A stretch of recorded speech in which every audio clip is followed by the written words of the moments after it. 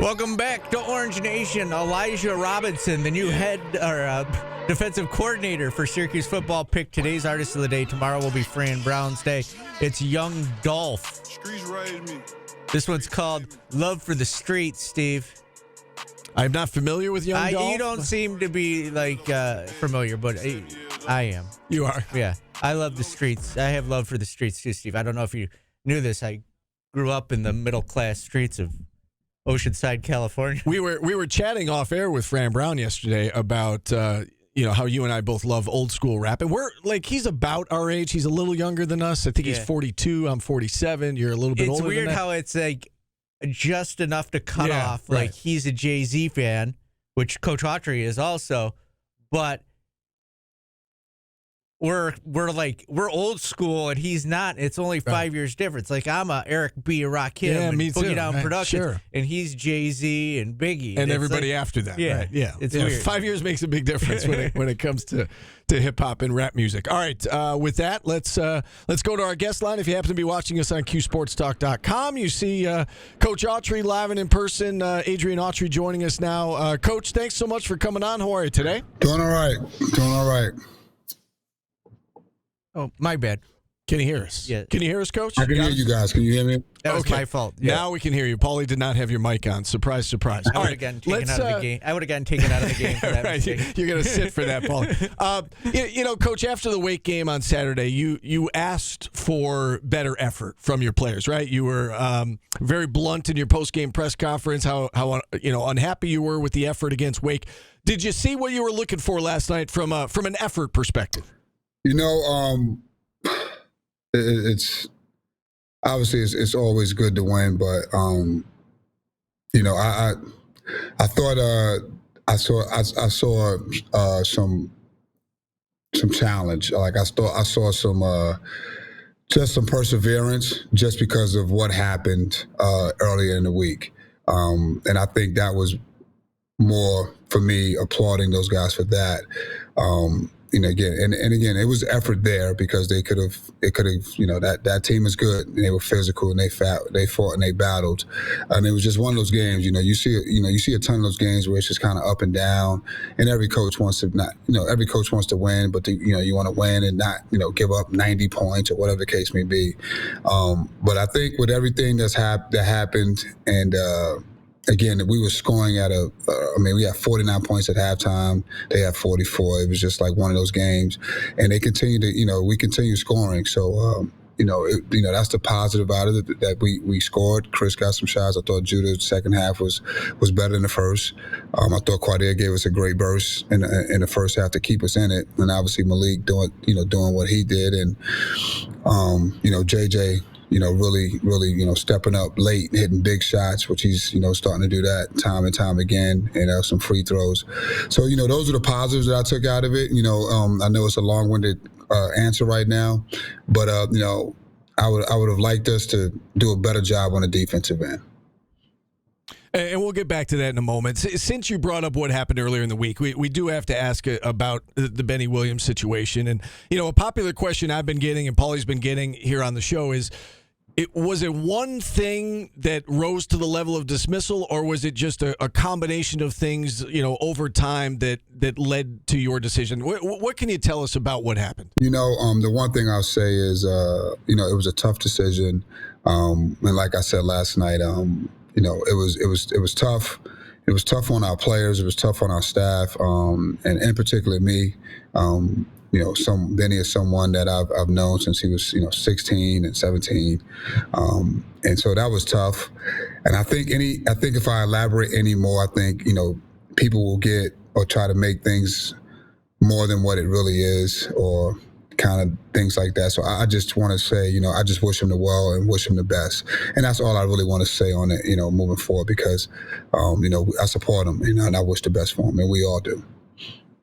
Coach, you brought up the defense, and I was just harping on it myself. What can you do to fix it? Because we saw these guys play great defense. Like the beginning of the BC game is the one I use at home. Mm-hmm. They couldn't get a shot off to start the game. Yeah. What has happened on the defensive side of the ball from there to now? Paulie, we're trying to figure that out. And but I thought last night, the plan and the game prep was, Louisville hadn't shot the ball well. Obviously, we were a little thin. We knew that their strengths were getting into the lane and getting the ball down low. So I was really trying to protect, Malik and our inside a little bit. And hey, statistically, Louisville had, I think they were the worst 3-point shooting team in our conference. And so I just, I kind of thought that was the game plan. That was the best game plan that allowed us to win. But even then, with playing zone a whole game, we hadn't played zone a whole game, or for the most part of the game, for a long time. So the zone wasn't popping and moving in the reads where it made like they normally would be. And along those lines, Coach, it kind of goes hand in hand, I think, with the rebounding numbers. I believe Louisville was plus 19 on the glass last night. And there was a double-digit margin against Wake Forest as well. With Benny no longer part of the team, other guys are obviously going to have to step up on the backboard. So how do you, I guess, close the gap so that, you don't necessarily have to win the rebounding battle, but I would imagine you want to be at least single digits, or, at least within, 5 of the other team. How do you close that gap now with a smaller rotation? Even, when Benny was with us, we still, battled on the glass. And I thought, for the most part, the last, like you said, up until the Wake Forest game, I thought we had done a pretty good job of battling on the boards. And what we do a really good job of is turning people over, which we did yesterday, getting turnovers and turning them to points. So that kind of negates some of the rebounding numbers statistically, but we got to do a better job. We can't do the job that we did last night. Again, these next 3 games, all these teams are the same. They all hit the glass. They're all physical teams. So we got to have all 5 guys get in there and rebound. Our guards, Judah, JJ, they got to come back in there and rebound. And I don't think, we can just leave that on Malik or our forwards, Chris. We just got to do it all 5 guys. Quadir, we all got to get in there and rebound. And that's how you do that. And typically when we, have that rebound margin close, all 5 of our guys are rebounding. Coach, when you talk about rebounding, there's something that always comes up amongst people I know with rebounding. What is your reasoning behind not having players on the foul line when you guys are shooting free throws? Typically, for us, it depends on foul trouble. I hate picking up silly fouls, and then especially fouls away so far down from the basket. And if you do the percentages, and I don't know, but let me not even say percentages, because I'm sure someone will look it up and shoot me a email or whatever the case may be, or respond. But I just don't like giving up fouls away from the basket sometimes. Now, end of the game, and you need to get an extra rebound, and you need to get some points. Yeah, you put someone on. We have a couple of things that we like to do in those situations. But for the most part, if it's early in the game, I just don't like getting a cheap foul or foul that far away from the basket. And now that you're talking about fouls, I wanted to follow that up with one more question. How do you get players not to worry about picking up fouls when they're playing defense? Because, I believe it was Malik Brown said yesterday in the locker room that I got to be careful not to pick up fouls. But how do you balance that between not picking up fouls and playing good defense? That's tough. I think, I think you got to read that situation and obviously the game. We talked about that before, like I said, we're down a little bit. And in particular for Malik, I think we were down once Naheem went out, and it was the same conversation of using your fouls wisely, picking the times when you have to give them up, but don't get any cheap ones. And typically we get some cheap ones, Malik and Quadir and these guys, way down what we just talked about, instead of just kind of getting back and preserving that foul. So we got to, pick the times when you have to foul, what's a good foul as opposed to a silly foul. And that's what we try to talk about. All right, I got one more question about fouling since we're talking about it. The end of the game. It's a 3-point game, 12 seconds left, whatever it was. It looked like JJ was trying to give a foul in the backcourt. Louisville got the timeout, and then out of the timeout, there's whatever it is, 11 seconds left. Can you talk about what the strategy is there with 11 seconds left, up by 3, and kind of what transpired from there? Sure, Steve. I'll be glad to talk about that because I know that's what everybody wants to know. At that time, we were going to foul. They called a timeout, and then coming out of the timeout, I talked to my players. We all talked, and the coaching staff, and we just felt like, hey, let's just, get a stop. Let's get a stop. The one thing I was concerned about, what do you think it was? Fouling the 3-point, and fouling, he makes it. Right. Right. Fouling, he makes it. Or fouling, they make one shot and miss the second one. Offensive rebound. An offensive rebound, which we hadn't done all night. Right.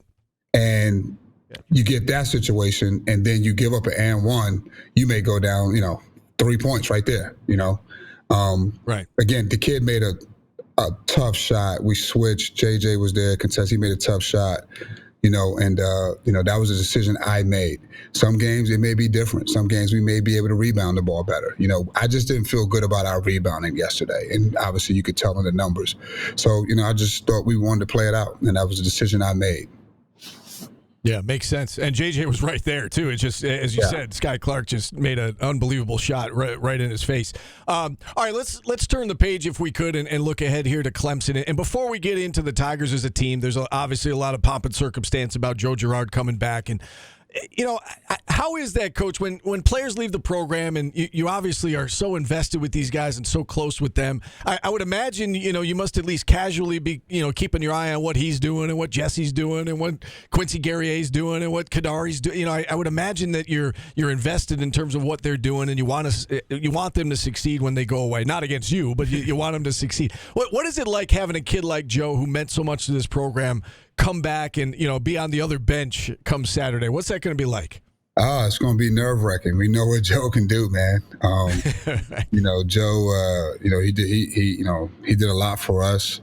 You know his family, you know him personally, but he's a competitor. But I mean, he's playing well. They are playing well. I mean, you just think about, they could have won at Duke, and they went and beat North Carolina, so they're playing well, and he put up really good numbers. But, I do follow those guys, him, Jesse. I know Jesse just started playing, I think, a couple of weeks ago. I mean, maybe last week, and I think their first game was against Cincinnati. I think his first game back was against Cincinnati with Brad Pike, who's out there, and I think he had a huge game against them. So, you follow those guys, and you wish the best for them. But, playing against Joe Girard is a tough thing, because how he can get going.